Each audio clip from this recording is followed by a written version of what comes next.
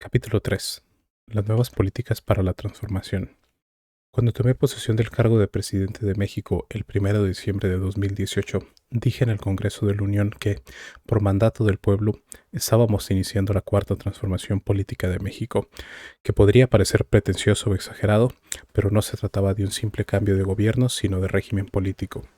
Hemos llamado este mandato popular y social la cuarta transformación, porque, así como a nuestros antepasados les correspondió construir modelos de sociedad para reemplazar al orden colonial, el conservadurismo aliado a la intervención extranjera y el porfiriato, a nosotros nos toca construir lo que sigue tras la bancarrota neoliberal, que no es exclusiva de México, aunque en nuestro país sea más rotunda y evidente. Sin faltar al principio de no intervención y en pleno respeto a la autodeterminación y la soberanía de las naciones, lo que, edifiquemos será inspiración para otros pueblos. El modelo posneoliberal mexicano, sustentado en el concepto de economía moral, es también una respuesta a quienes, para justificar el neoliberalismo, esgrimían que no había otro camino posible, como si se tratara de un destino manifiesto o de una fatalidad. De modo que tenemos la responsabilidad de construir un nuevo ordenamiento político y de convivencia, acompañado de un modelo viable de desarrollo económico. Debemos demostrar que sin autoritarismo es posible trazar un rumbo nacional distinto, que la modernidad puede ser forjada desde abajo y sin excluir a nadie, y que el desarrollo no tiene por qué ser contrario a la justicia social. Pues bien, desde el inicio del nuevo gobierno democrático se empezó a llevar a cabo una transformación pacífica y ordenada, pero al mismo tiempo profunda y radical, porque nos propusimos acabar de raíz con la corrupción y la impunidad que impedían el renacimiento de México. Si definimos en pocas palabras las tres grandes transformaciones de nuestra historia, podríamos resumir que en la de independencia se luchó para abolir la esclavitud y alcanzar la soberanía nacional. En la reforma, por el predominio del poder civil y por la restauración de la República. Y en la Revolución, nuestro pueblo y sus extraordinarios dirigentes lucharon por la justicia social y por la democracia. Ahora, nosotros hemos decidido convertir la honestidad y la fraternidad en forma de vida y de gobierno. Política 1. Cero corrupción. No se trata de un asunto retórico o propagandístico. Es un hecho demostrable que la crisis de México se originó no solo por el fracaso del modelo económico neoliberal aplicado en los últimos 36 años, sino también por el predominio en este periodo de la más inmunda corrupción pública y privada. En otras palabras, como lo hemos repetido durante años, nada ha dañado más a México que la deshonestidad de los gobernantes y la pequeña minoría que ha lucrado con el influyentismo. Esa es la causa principal de la desigualdad económica y social y, por extensión, de la inseguridad y de la violencia que padecemos. Por eso, cuando me piden que exprese en una frase cuál es el plan del nuevo gobierno, respondo: acabar con la corrupción y con la impunidad. Al contrario de lo que pudiera suponerse, esta nueva etapa la hemos iniciado sin perseguir a nadie, porque no apostamos a la simulación ni a las medidas espectaculares y escandalosas. Queremos regenerar de verdad la vida pública de México. Además, siendo honestos como lo somos, si abrimos expedientes dejaríamos de limitarnos a buscar chivos expiatorios como se ha hecho siempre. Y tendríamos que empezar con los de mero arriba, tanto los del sector público como los del sector privado. No habría juzgados ni cárceles suficientes para procesarlos y castigarlos. Y lo más grave, lo más serio, meteríamos al país en una dinámica de fractura, conflicto y confrontación, lo cual nos llevaría a consumir tiempo, energía y recursos que necesitamos para emprender la regeneración verdadera y radical de la vida pública de México, la construcción de una nueva patria, la reactivación económica y la pacificación del país. Estamos ante un asunto político de Estado y, como tal, decidimos enfrentarlo. Durante la campaña electoral expuse con toda claridad mi postura al respecto.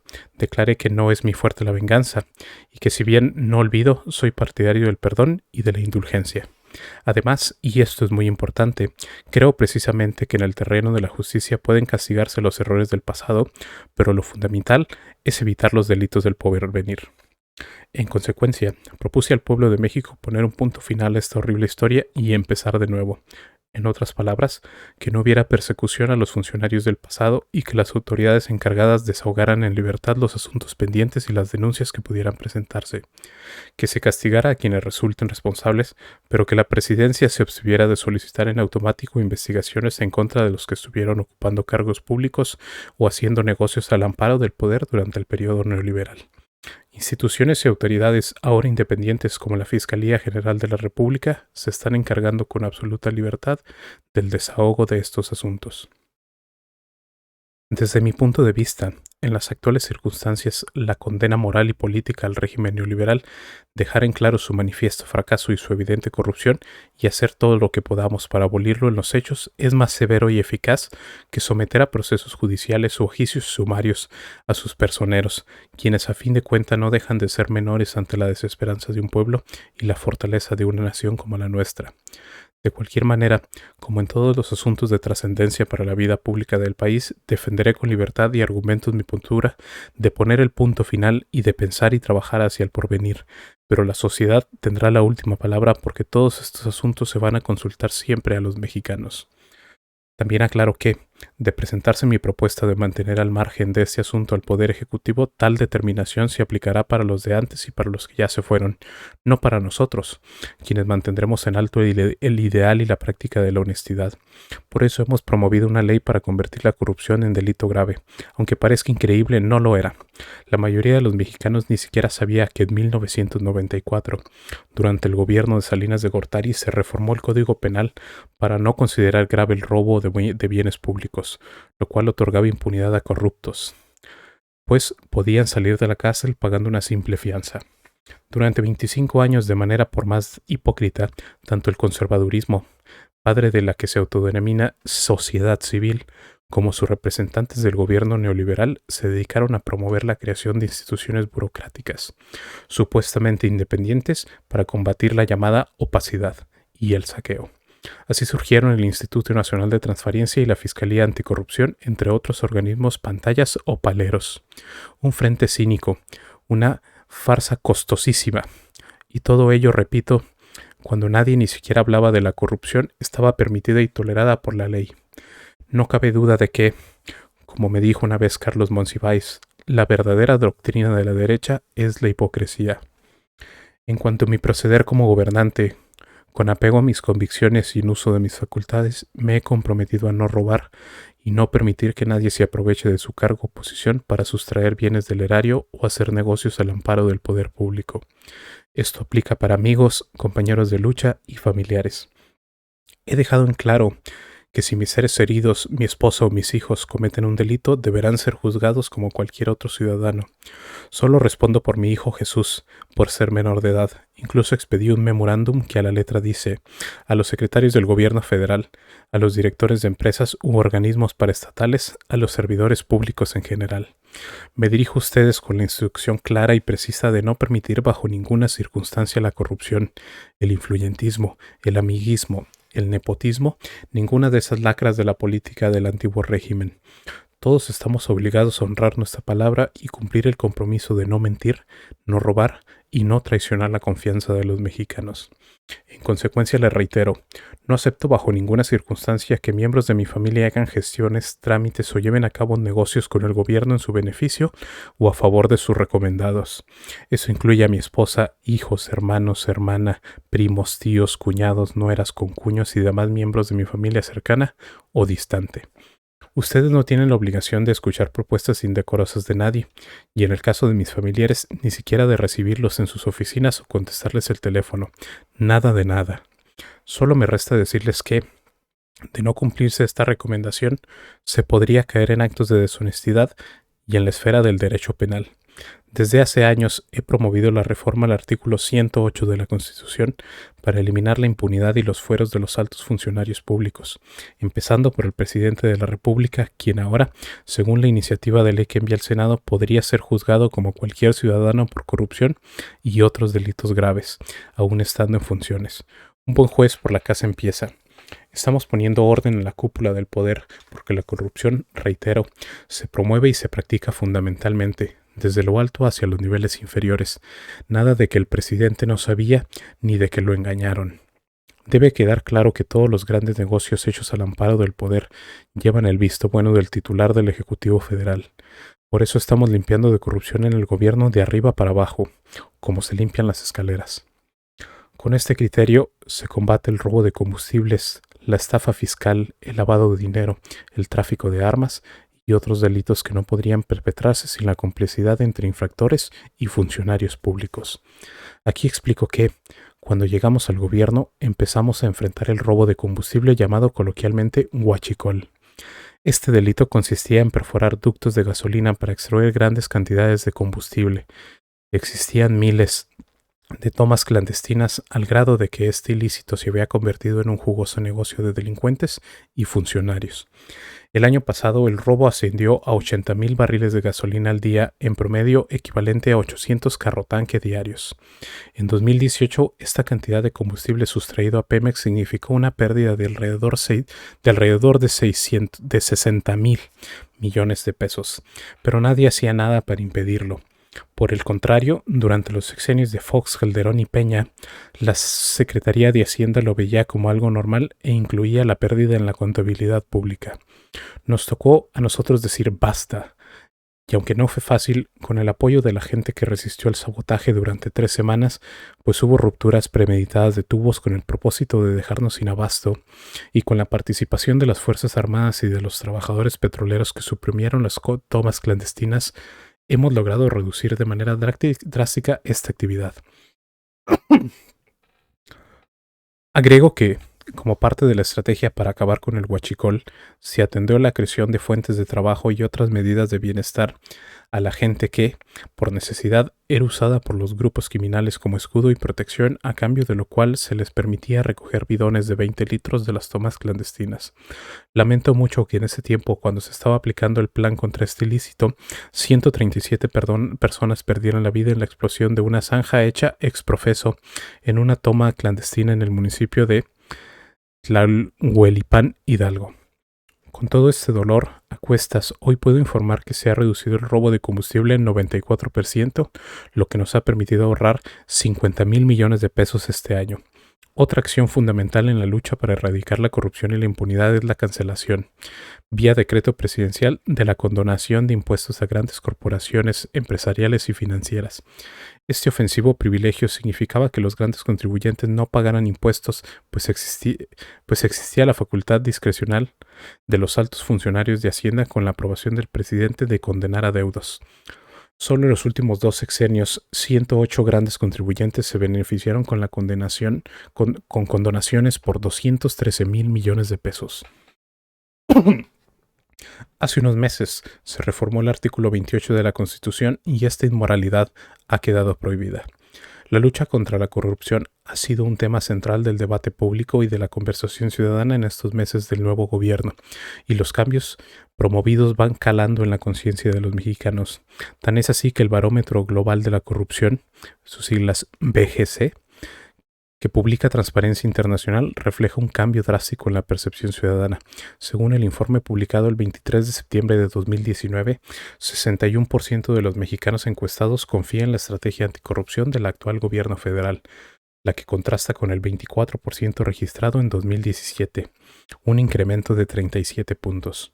Otro dato significativo es que durante los primeros meses del nuevo gobierno, solo 34% de los encuestados reportó haber sido víctima de corrupción en algún trámite o servicio, porcentaje que en el 2017 llegaba al 51%.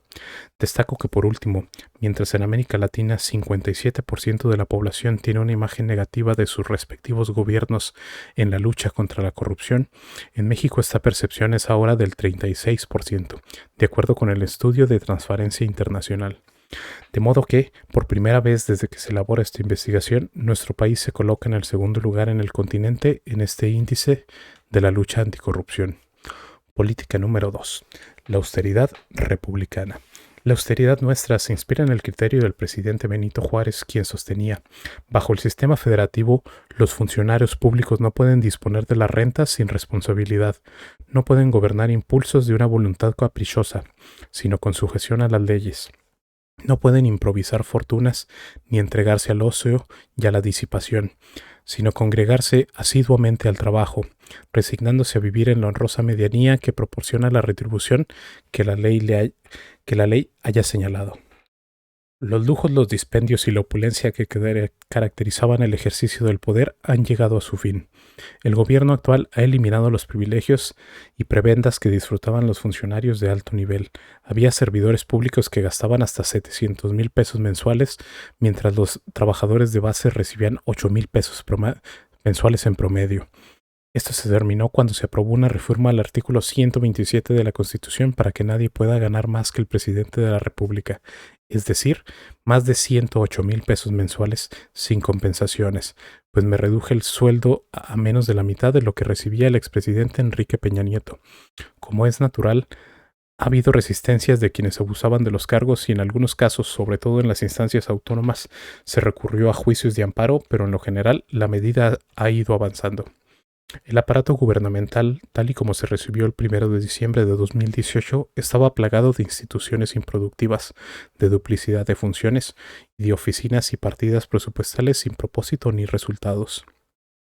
En apego al marco legal, el gobierno federal ha eliminado los despachos inútiles, ha concentrado funciones y tareas de las dependencias y ha reorientado los presupuestos dispersos a los programas significativos y de alto impacto social y económico. Por ejemplo, todas las compras del gobierno que equivalen a 1 billón de pesos hoy se hacen de manera consolidada y bajo la coordinación de la Oficialía Mayor de la Secretaría de Hacienda y Crédito Público. Este año, el ahorro por evitar la corrupción en la adquisición de bienes a proveedores del gobierno alcanzará la cifra de 200,000 millones de pesos. También se puso fin a la contratación generalizada e indiscriminada de personal de confianza y a la asignación perjudicial de oficinas, vehículos, mobiliarios, equipos de comunicación y viáticos. Por ejemplo, se cerraron 51 oficinas de supuestamente promoción del país llamadas ProMéxico que existían en las principales ciudades del mundo. Algo hasta ridículo porque en ninguna parte existen oficinas pro Alemania, pro Canadá, pro Francia, etc. De igual manera, se eliminó el pago con cargo al erario de seguros de gastos médicos y la caja de ahorro especial para altos funcionarios. Se suprimieron los presupuestos para fiestas y banquetes y los viajes sin sentido al extranjero. Únicamente los titulares de las secretarías de Estado pueden disponer de vehículo y chofer. No hay asesores y solo se asignaron escoltas a aquellos funcionarios que por la naturaleza de su trabajo requieren de medidas de seguridad. Al presidente de México lo cuidaba un cuerpo de élite llamado Estado Mayor Presidencial, perteneciente al ejército que contaba con 8,000 elementos y manejaba flotillas de carros, camionetas blindadas, aviones y helicópteros. Los miembros de esta corporación ganaban más y tenían mejores prestaciones que los soldados, marinos o policías. Pues bien, esta institución mantenida por décadas desapareció. Sus integrantes pasaron a formar parte de la Secretaría de la Defensa Nacional para cuidar al pueblo. El actual presidente cuenta con una ayudantía de 15 civiles y, como lo he dicho muchas veces, lo cuida la gente. Además, el que lucha por la justicia no tiene nada que temer. El presidente y todos los servidores públicos tienen prohibido viajar en aviones y helicópteros privados. El lujoso avión presidencial se encuentra en proceso de subasta, así como 72 aeronaves más que estaban al servicio de altos funcionarios. Aunque parezca increíble, los anteriores gobernantes usaban aviones y helicópteros oficiales hasta para ir de compras o jugar golf. Agrego que el Estado Mayor Presidencial manejó el año pasado una partida presupuestal que preveía 2,000 millones de pesos solo para gastos de operación. Para colmo, estos recursos se consideraban erogaciones para la seguridad nacional y esta excusa los eximía de la obligación de comprobar los gastos en lo específico y les permitía hacerlo bajo el rubro de estimaciones generales.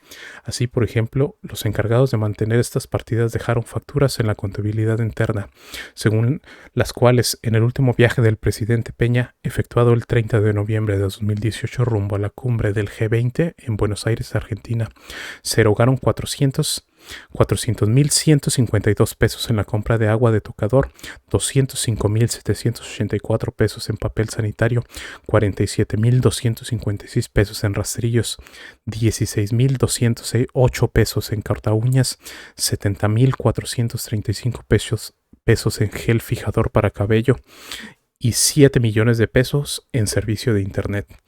Para resumir, el año pasado, la Presidencia de la República ejerció un presupuesto de 3,600 millones de pesos y nosotros lo reduciremos a 800 millones de pesos, es decir, una cuarta parte. esto es, en los hechos, la austeridad republicana.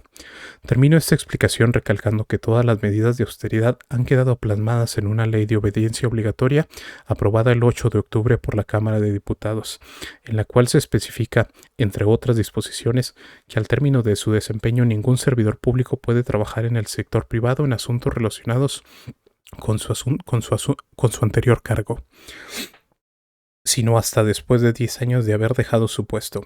Este ordenamiento surge para eliminar el vergonzoso proceder de muchos funcionarios del periodo neoliberal, que apenas dejaban el gobierno eran recompensados por las empresas o bancos a los que encubiertamente habían servido. Este es el caso de expresidentes de la República, de exsecretarios de Hacienda, Energía, Comunicaciones, Economía y Gobernación, de exdirectores de Pemex y la CFE, y de muchos otros que sin ningún pudor pasaron a ser empleados en empresas o bancos privatizados por ellos mismos o a los que ayudaron otorgándoles contratos o información privilegiada.